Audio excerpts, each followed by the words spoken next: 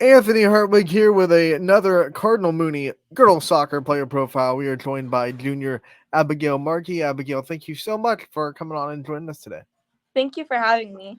You got it. So let's talk about it. You're now officially an upperclassman. No more little kid underclassman. You're now one of the old kids on the team.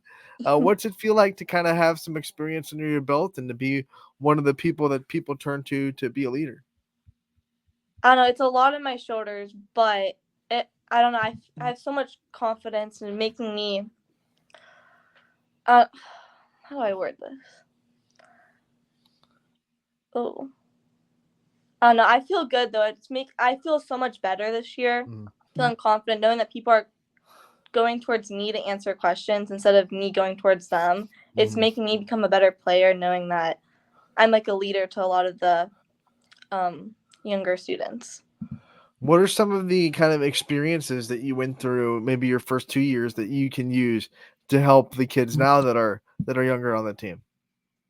A lot of experiences of like, oh, what I should do, how do I connect with my teammates? And now knowing my teammates more and getting to know these younger classmen, it's helping me become a better bond with my team, which therefore is creating better movements throughout the game You and have better. so many good leaders on this team as well. So many players that know how to lead a group of people. What's that like for you to be a part of a team with such good leadership?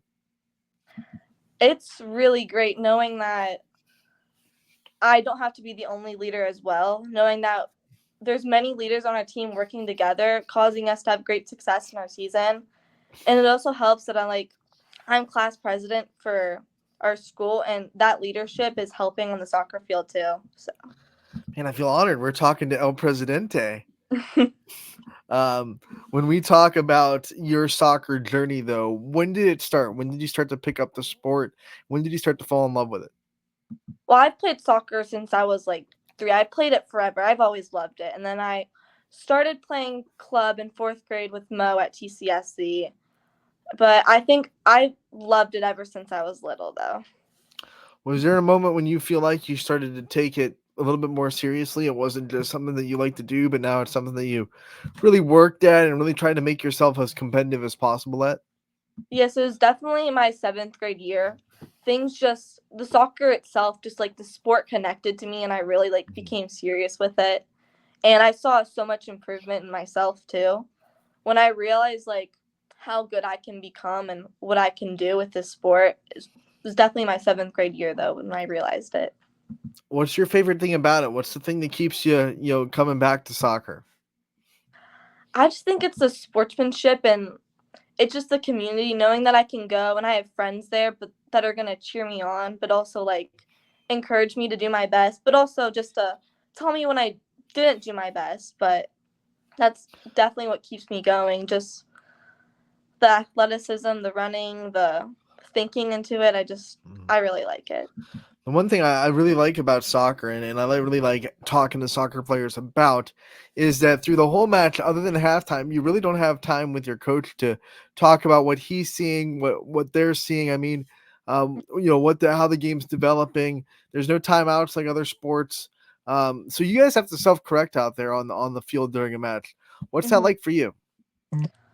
um hmm I tend to be very hard on myself, so if I make one wrong pass I can get really upset. But knowing that the coaches have so much trust in me helps me to really do my best, and knowing that if I make one mistake that it's okay, but also knowing that I can be so much better helps me to force myself to want to work hard and do better. Let's talk about this coaching staff and what they bring to the table and what you've learned so much from being under them. I've learned so much. So our head coach Agni, it was her first year at Mooney my freshman year, as well as her assistant Britta. And they've helped me so much the last 2 years. And then with our new assistant coach Kat, they've been so tremendously helpful, helping me to improve myself, telling me what I've done wrong. And they're very blunt people, and they'll tell me straight to my face that, yeah, I made a bad pass, or yeah, you could have done so much better, which really helps me to force myself to do good. But they've been so helpful. What part of your game do you think they've developed the most, or they've kind of helped grow the most in?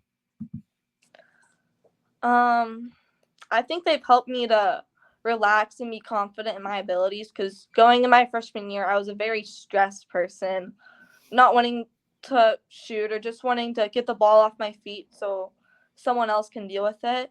And then having them put confidence into me has helped me to become a better person, getting goals, causing opportunities up forward. They've just put so much confidence into me. When you think about that confidence that you're talking about, how much does that help you? I mean, soccer is a sport where you got to be confident in yourself. So, how much do you think your confidence has grown, especially this year as a junior? It's grown tremendously. I think of myself 8th grade freshman year, very quiet, gets scared to talk in front of people in classes, but knowing that they have trust in me and knowing that my friends and teammates have trust in me has helped me to grow my confidence and helped me to do the best that I can. Let's talk about those classes you take at Mooney. We always hear that junior year might be the hardest, maybe for some people. Yeah, How are you handling it so far? How's junior year treating you? it hasn't been too bad. As of right now, I'm taking all honors and a few APs, so my schedule is very hard, but it hasn't been going too bad. Pretty much all A's so far, so Woo! trying to keep that up. She's not letting herself off the hook just because it's soccer season, everybody. How do you handle it all? I mean, you have to juggle soccer, you have to juggle school life, you have to still have a social life outside of that. How do you kind of manage all the things that you have to have going on in that head? I try to always find time for myself because I also, right now, I'm currently playing tennis as well. Our season just ended, but it's hard to juggle two sports in school. But making sure that I always have a few hours to myself at night, getting homework done, or an hour to myself, even just to play on my phone, helps me to help me to calm down and just help me to relax and get everything together. And also gives me time with God just to pray to Him and get myself focused. Soccer, tennis, school, AP classes. Wow, class president.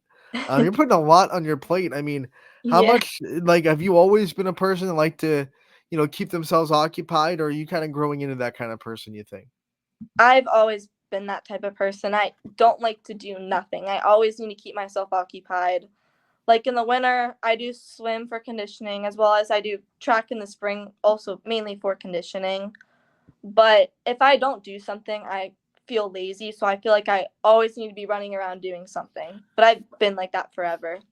And you're not the only soccer player that also does track. And what I've been told by the other ones that do is it's a different type of conditioning because track, you're running, you're stopping, you're running, you're stopping. Soccer, you're running constantly for the whole game. How much does track and swimming, though, help you come into soccer season with fresh legs and not have to worry about, man, am I going to be conditioned, especially the second half of the season? hmm Swim, first off, it changes me because I come off of high school season so sore. And then with doing swim and club soccer, it strengthens my legs and it helps me feel so much better than all like my knee problems or any pain that I was feeling during high school season.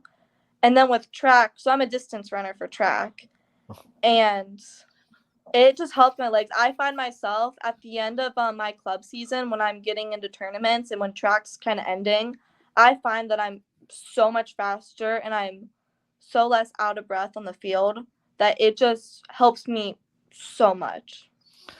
And also keeps you busy, right? That's Yeah. the big thing. You like to have your time occupied. Let's go back to school a little bit. What are some of your favorite subjects that you have either taken already or are taking now? I would say math is definitely my favorite. I've always been a math person. It's probably the class I do best in, as well as art. So I'm taking art 3 right now. So I've done it since freshman year, but those are definitely my two favorite things I've done.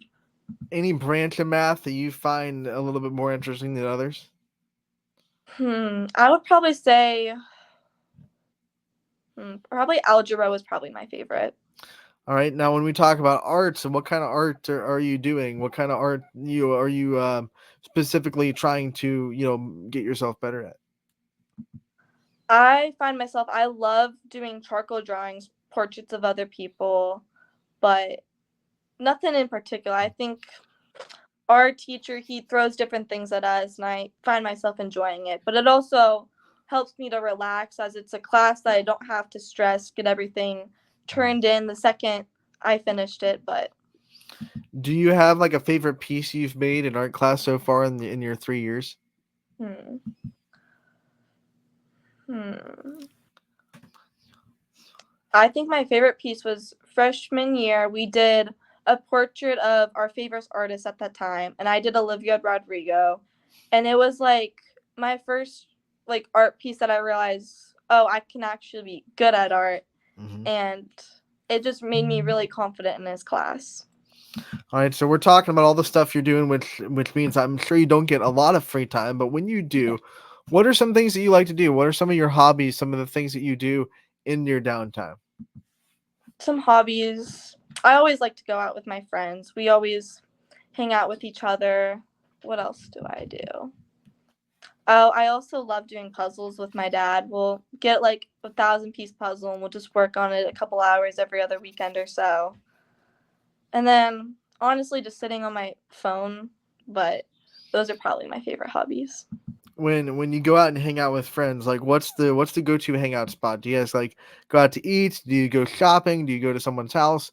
What's the go-to hangout spot for your circle of friends? Usually we'll go out to someone's house. If not, we usually go out to get sushi or food. But When you spend time with your family and your dad, like you said, doing puzzles, and I'm sure you have a marvelous family. I like to talk about them and what makes them so special to you, and what are some things that are unique about your family?